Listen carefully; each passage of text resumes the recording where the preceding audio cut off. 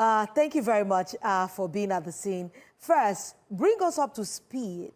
What exactly happened there? And what do you know so far about the collapse of this school building? We're right here in front of the school that came down yesterday. I think it's a four-story, well, used to be a four-story building. We've tried to speak to eyewitnesses who are residents of this vicinity. For some reason, nobody seems to want to speak to us on camera.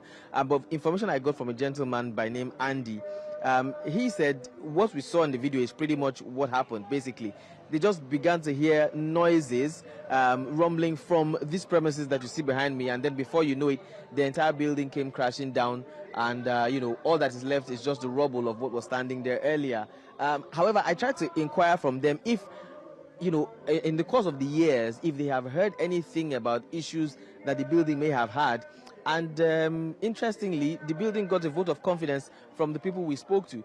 They said it's a building that has been here for several years. Somebody said over 20 years. Yet to confirm that, stating that the building is an old building, suggesting that it was solidly built by the owners or the owner of the building. Also suggested that the building was built with solid materials, claiming that for those who grew up here, they actually used to sit around the building, at evening times. But one thing they could claim, or one thing that he could verify, was when they began to hear the noises, they know that the children, like we saw in some of the videos, were, escorted out of the premises, the children, the students, and the staff of the school.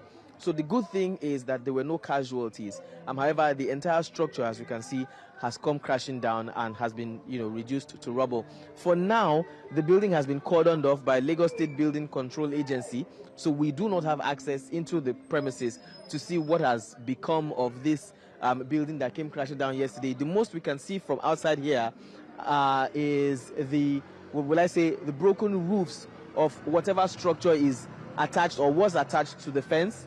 We could also see cracks on the fence, I want to believe, from the impact of the collapse of this particular school.